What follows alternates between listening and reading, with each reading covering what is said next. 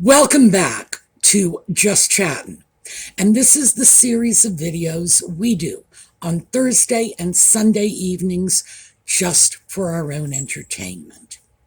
So the topic I want to hit tonight is one that I began researching about a month ago when it was first announced that Catherine was going into the hospital for some pre-scheduled surgery and that Charles was also going into the hospital for the prostate surgery.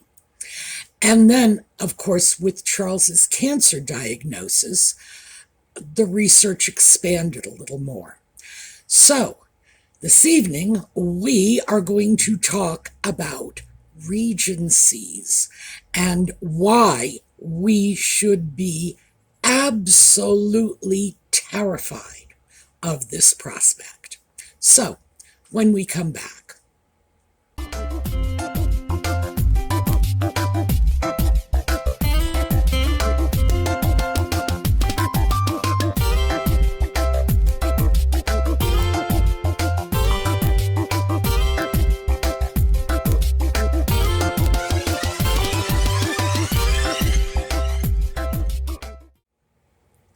So, regency.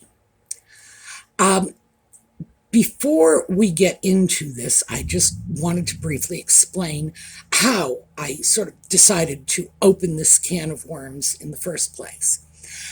When Charles and Catherine were both in the hospital together, I looked at this and said, whoa, the monarch and another member of the royal family, and then following that, there was Fergie's diagnosis of melanoma. And then all of a sudden, it's 3 members of the royal family. And then Charles's cancer diagnosis, and it just sort of blossomed from there. And I thought it was worth looking at. And I'm just spoiler alert, boy, I am not at all pleased with what I learned. And so what started off as a little side bit of research has turned into this whole big thing. And I should mention that just as I was getting this prepared to present as a video, I came across another video very closely related to this, and that is from History Calling. And I strongly recommend that video because this was done by a woman, an academic and historian, from the historical perspective. Now, my perspective, of course, is very much tied into the here and now, but I do want to just say for the record that her research is very, very good, very sound. And there's only one small point that she presented that I would disagree with. We'll get to that later. But I have absolutely no concerns about the quality of the research. So if you want historical perspective on regencies, definitely check out that video.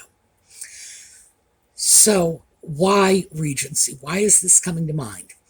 If Charles should become disabled, and this does not have to be a permanent disability, it simply has to be a disability that extends for some period of time.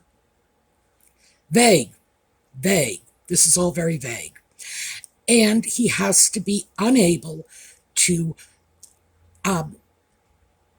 discharge the normal duties of his position as monarch. So, yeah. What happens in that situation? Well, first of all, they, and this is already in place. Keep in mind, the British have laws to govern this. So, it goes down according to certain prescribed methodologies. First thing that happens is 5 people get together, and the majority, 3 of the 5, have to agree that a regency is in order because the monarch's condition is such that they can't discharge the duties of their office, and it's going to be that way for the foreseeable future. And again, vague, I know, but that's the way this goes. So let's start by taking a quick look at the 5 people who would make that decision. And here they are. Now, keep in mind, this is not something that is attached to an individual. It's attached to a position, which is why in Camilla's picture I have her listed as spouse, not queen, because 20 years ago, Philip would have been in that position. It's the spouse of the monarch, and then these other governmental officials would all have to get together and decide that the monarch was in a serious enough condition that it impaired their ability to function properly as monarch. Does it have to be permanent? No, no. Hence, we're looking at the possibility that something could arise during the course of treatment for cancer, which anyone who has survived it or had a loved one survive it will tell you can be insanely debilitating. So, it doesn't have to be permanent, it just has to be of sufficient duration or anticipated duration to make a regency advisable.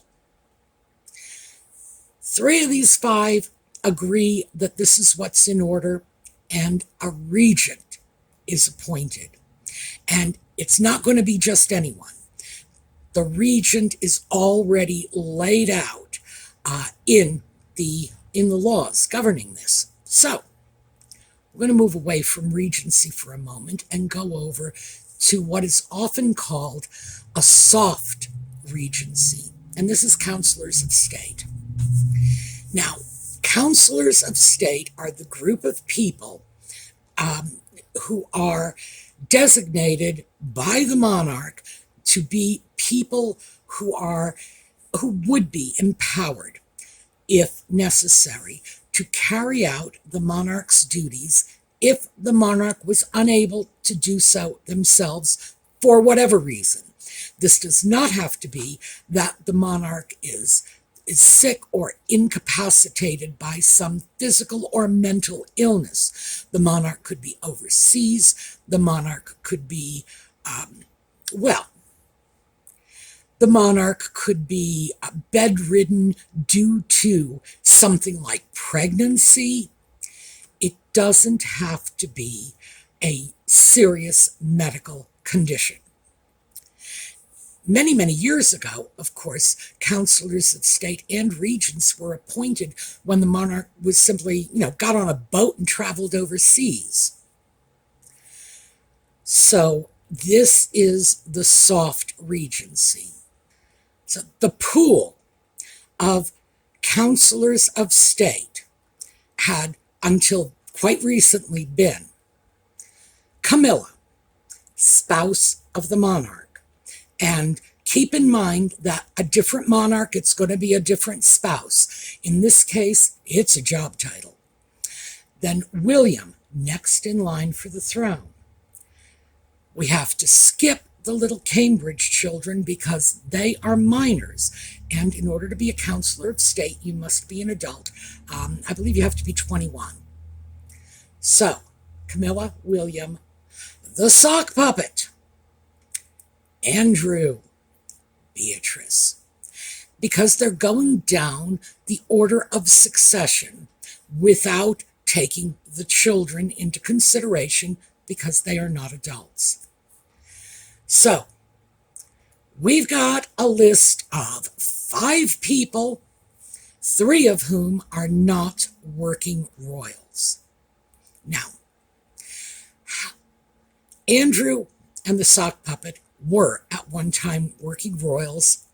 They are not now, and I don't think anybody honestly believes it's likely they are going to be working royals and at any time in the near future. And Beatrice, who was never a working royal. So that pool of 5 really just got slashed. What Charles did, which I think is, clap, clap for Charles, is added two more people to the list. So now we have 7. We have Camilla. We have William. We have 2 additions in Anne and Edward. And then we have Andrew, the sock puppet, and Beatrice down at the bottom of the list on this sort of not too likely to ever be chosen portion. So here's what the list looks like now.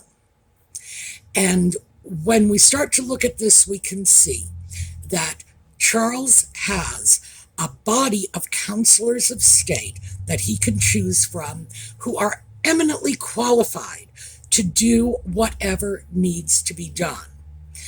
Now, counselors of state do not work independently. It's not like one counselor of state gets to go off and make decisions. They have to come to some kind of agreement.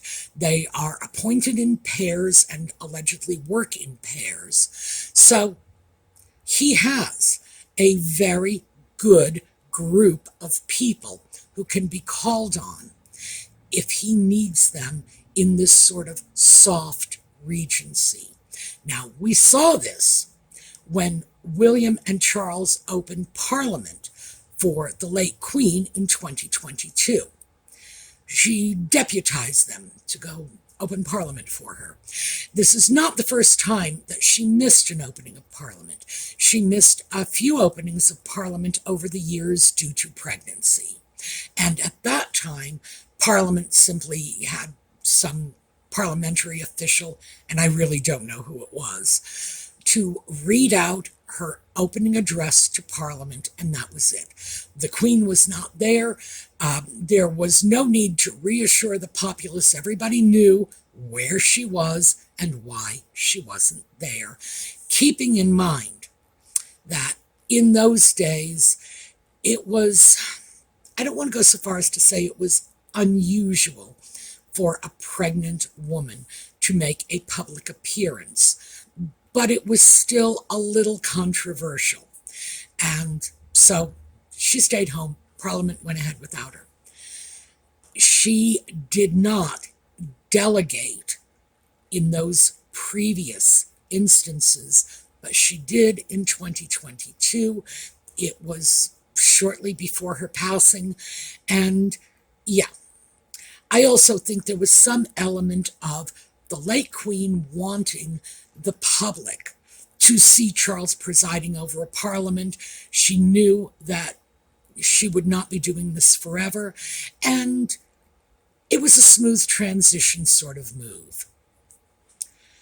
So you can see why this would be called a soft regency. It's very much ad hoc. It's done when it is needed. A counselor of state is always there. They are always a counselor of state. They are just not brought in to fill the function unless they are needed. And then when that need passes, they sort of fade back into the woodwork, still as a counselor of state, still on hand if they are needed. But that counselor of state function is no longer being utilized. So that, in large part, is the difference between a counselor of state and a regent. A regent also has more powers than a counselor of state. It's only a few, but that is because the regent is acting on behalf of the monarch. But I did think it was worthwhile to bring that out so that we can sensibly discuss a hard regency, if you will. By the way, I've never heard it referred to that, but it just seems to me if you have a soft one, you must have a hard one. An actual formal official regency. Now, if Charles should be determined to be incapable of carrying out his duties, this is how it would happen. There are 5 people, and these are not appointed as individuals. This is very important. 5 offices, if you will, that would be in consultation to make this determination. Here they are. Here are the pictures of the people currently filling those offices, along with the titles. And if you will notice, I did not list Camilla as Queen Consort, because, as we saw in the not too recent past, the spouse of the monarch could be Prince Consort as well. So it is the spouse of the monarch and then some government officials. And again, it's the office, not the person. So they would get together and they would discuss whether or not the monarch would require a regent to act on their behalf. Could this happen? Yes. Yes. Charles is 75 years old. He's been diagnosed with cancer. Yes, it could happen. Now, of course, none of us want to see this, and I'm certainly not wishing this on him, but we have to be realistic about the possibilities. There is also a prescribed order of people eligible for the position of regent. And it goes down the line of succession. Everybody has to be over 21, but goes down the line of succession. The first choice for regent would be William. I don't think anybody wants to disagree with that. Yes, William will, God willing, one day be king. If anything happened and Charles could not continue to perform his duties, yes, William, this is how it should go. Absolutely. And guess who's number two? All right, I know some of you already know. Yes, that's right, the sock puppet, because he is next in line in succession after the three underage, oh gosh, I almost said Cambridge children again, the three underage Wales children. I'm trying very hard to get used to that. So, if Charles required a regent, the sock puppet would be one heartbeat away from that position.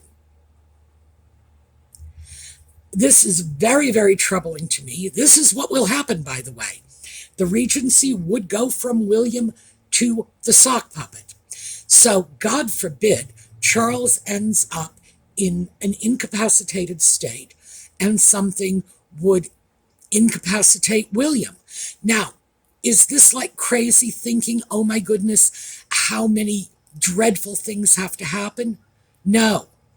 The reason for that is three members of the royal family have recently become diagnosed with serious medical conditions, whatever they may be, in the space of a few days. So, yeah, it needs to be taken seriously. And keep in mind that Charles, who we all know is not going to live forever, it's distressing to me, as I say, I'm not that far removed from his age, but yeah, neither one of us are teenagers anymore. So what happens if when William becomes king? If that should happen before George reaches his majority, guess who the regent would be? Oh yeah, sock puppet again. And by the way, is anybody confused about whether or not the sock puppet's lovely wife would immediately begin styling herself as Princess Regent and take over as queen? Yeah, well, I would suggest that Charles needs to deal with this, and he certainly needs to deal with this before he begins cancer treatment, which might, in fact, put him in the kind of disabled state that would require a regent, at least temporarily, and knowing that William may be number one, but guess who's in the background as number two? This needs to be addressed. This needs to be addressed by the monarch. This certainly needs to be addressed before William and Catherine's children could be impacted by this, because heaven forbid anything happen to Charles happen to William at this time. Those are minor children, and they would have a regent, and that regent would be the sock puppet. It would not be Catherine. Remember, this goes to the line of succession. It doesn't go down the same way the Counselor of State did, which is the spouse is part of that council. No, this is just the line of succession working itself out. And theoretically, at least, without Charles or William in the picture, the little tiny Wales children would be dealing with a regent who basically hates their parents. This is craziness, but this is what it is. So, could the sock puppet become regent? Oh yeah. He's one heartbeat away from it right now. One heartbeat away. Now, as I say, I certainly don't wish anything to happen to Charles. I don't wish anything to happen to William. William is one of my favorite pieces of eye candy these days. So no, I do not want to lose him. I do not want to see the darling little, I almost did Cambridge again, the darling little Wales children in the unfortunate position of having to deal with a regent who, well, I guess they despises their parents. That would be horrific. And it would be especially horrific for George, because if Charles and William were not in the picture, George would be king. And you would have a little king who had a regent acting on his behalf, who can't stand his mommy and daddy. Oh, and who has a whole fan base threatening little George and little Charlotte and little Louis. No, this is really something that must be addressed. And it hasn't been on the forefront of everybody's minds thus far, mostly because although Charles is no longer a spring chicken, and I know because I'm not either, and I'm younger than he is, he has been in very good health. You know, he exercises, he watches his diet, but his age is catching up with him. And in the face of a cancer diagnosis, this has got to be addressed. When these laws were initially framed out, when they were promulgated in the first place, they did not anticipate a highly fractured royal family. They certainly should have, just from the history alone, have anticipated a royal family that might have had disjointed and competing interests. Because in Victoria's day, with her massive brood, her children and her grandchildren were married all over Europe. And certainly, following the line of succession, could very well have put the country in the hands of a foreign power. So I'm surprised they didn't take that into consideration at the time. But apparently they did not. And one is inclined to be optimistic about one's own life expectancy. One is inclined to look at one's family unit as perhaps better than it is. But I don't think that can be done anymore. So I think what needs to happen at this point is that Charles, yes, and if not Charles, then the first thing William needs to do is change this around when he hits the throne.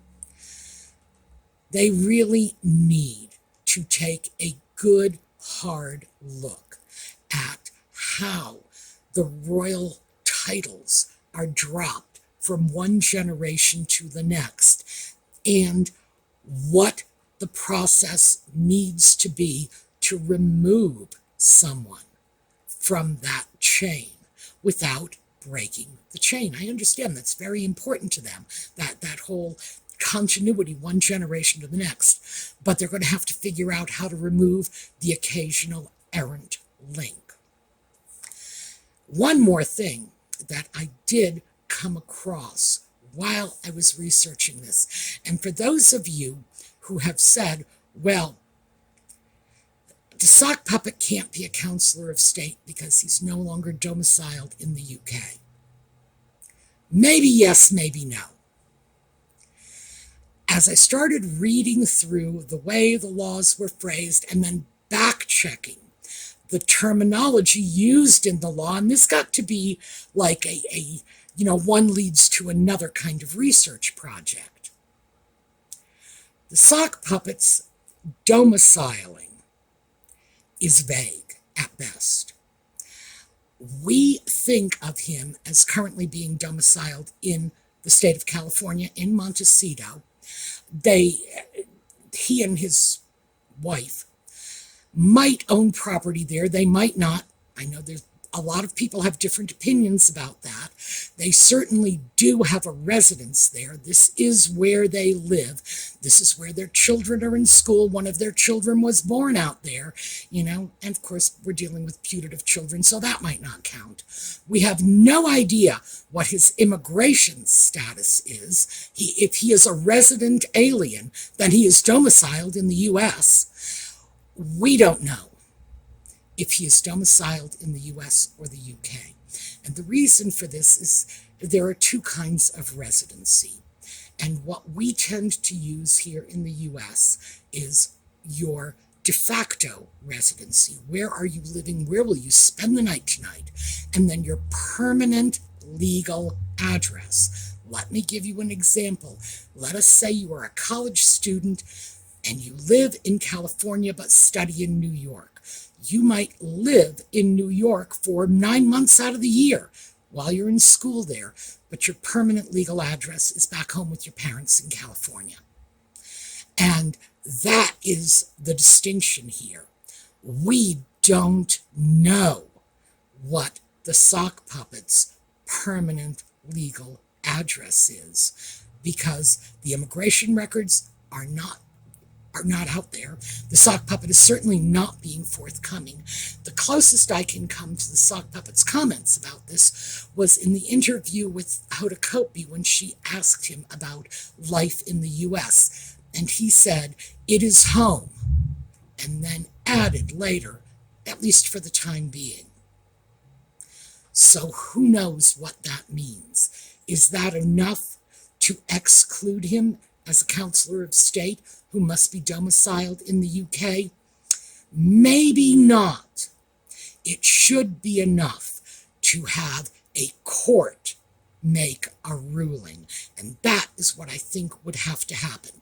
If the sock puppet showed up and said, "I am a counselor of state," it seems to me that the logical response would be, let's let a court decide where you are domiciled. They can look at all the evidence and make a determination. But at this point, it's very much up in the air. So we can't take any consolation from that. What we can take consolation from is there are more than enough counselors of state so that it is not necessary to call upon the sock puppet. In the meantime, however, a regency is going to be a very, very different matter. So personally, I'm keeping my fingers crossed for Charles and the cancer treatment, that it's not so debilitating. It will necessitate a regency for William and his continued good health and safety because, yeah, the next step is the sock puppet. And somebody needs to do something about this. All right, that's what I have for you today. We will take a look at a slideshow on the way out. And I think I'm going to go back to Princess Anne, who is now a Counselor of State officially. I think I've got to make a nice slideshow of Edward and Sophie too. So, yes, we're going to take a look at Princess Anne and celebrate her Counselor of State status, because everybody on the list pushes the sock puppet, Andrew, and Beatrice further down. By the way, I have nothing against Beatrice. She's not a working royal. As far as I'm concerned, Beatrice on the list is probably like, I don't know, grabbing Buckingham Palace gardener and putting them on the list. It should be confined to working royals. All right, I will see you all next time. In the meantime, have a terrific day.